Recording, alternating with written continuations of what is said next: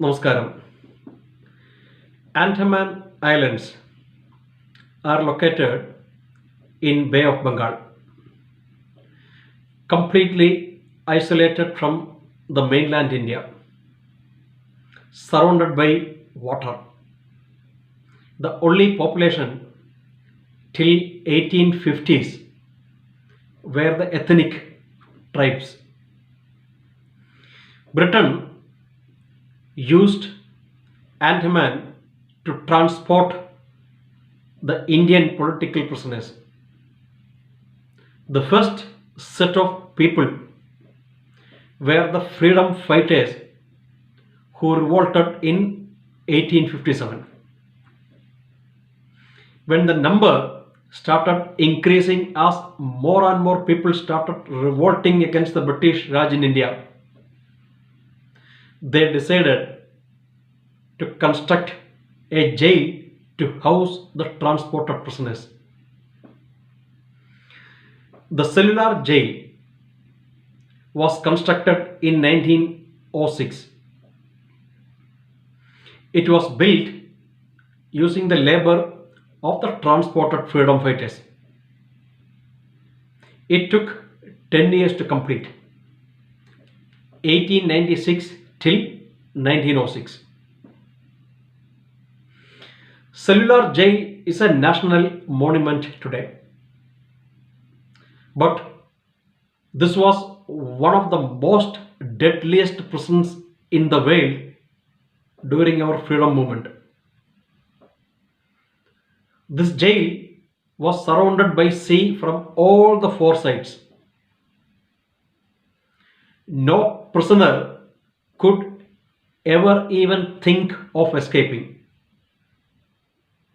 Till 1933, the world never knew the cruelties administered by British officers inside the jail.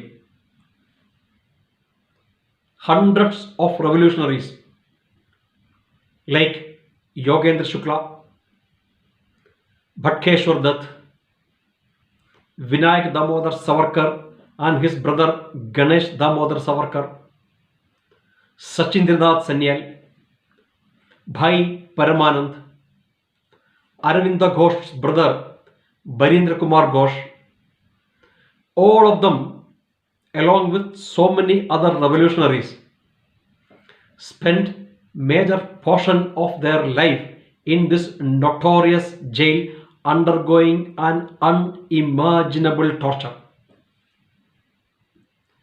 Savarkar was brought to Andaman on 5th July 1911.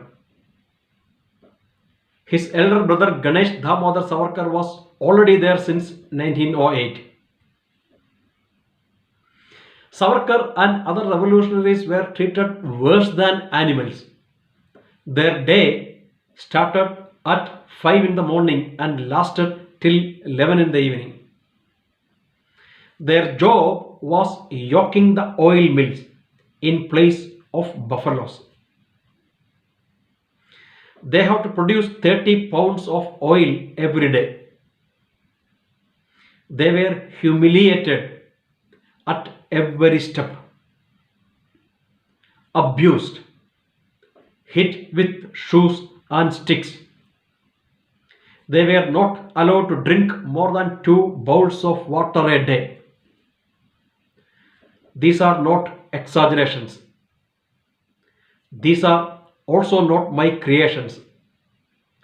These are the truths. These are the facts. These are the sacrifices recorded in our history. Revolutionaries were not allowed to take bath for months together. They were not allowed to go to toilet except once in the morning and once in the evening. Savarkar was once handcuffed and made hanging from the grill, which is at a height inside his cell. His feet was not touching the ground. He was hanging there in that position for 7 days without food. A jailer used to come and make him sip a little bit of water so that he doesn't die of dehydration. Many a times, Savarkar was hung up at a height and beaten with leather cane. Savarkar was not given any material to read or write. He used to scribble poems of bravery and patriotism on the walls of the cells using his nails and stones. All those poems are like an epic covering more than 10,000 lines. Savarkar's cellular jail poems are available in the market today, published as a book by the name Kamala. In 1920, due to public pressure in India, British government transferred Savarkar from Andaman to Erwada jail in Pune. He was brought to India by the ship Maharaja. Inside the ship, he was handcuffed, chained, and housed in the basement in a small cage where he could not even move. Every day, for an hour, they took him to the deck to take fresh air so that he doesn't die. On the fifth day, when Savarkar was on the deck, there comes the Indian shore. Birds are flying, beautiful sight, glorious India. He started bowing down his head respectfully to Mother India, the goddess of his dreams, shouting Jai Jai Swatandra Lakshmi Vande Mataram. After returning from Andaman, Savarkar spent next 16 years between Erwada jail and in house arrest. Several leaders, including Dr. Keshav Baliram Hedgewar, Mahatma Gandhi, Sukhadev, Raghunath Vaishampayan, Netaji Subhash Chandra Bose visited Savarkar while he was in the house arrest. One night in 1928, a young man came to meet Savarkar secretly. As he saw Savarkar, he bowed his head and touched his feet. Savarkar took him up and embraced him lovingly. The man who came asked Savarkar for his permission to have a fresh edition of his book 1857 History of Freedom Struggle. Savarkar gladly allowed him to publish. Before he was left, he gave Savarkar a promise that he would follow Savarkar's example in sacrificing his life for the cause of the freedom.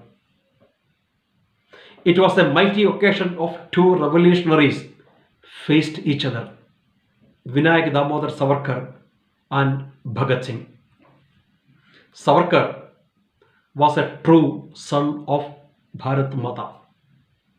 Savarkar was a nationalist. Savarkar was an amalgamation of poetry and patriotism. Respectfully remembering this great son of our motherland. Thank you so much. Vande Mataram.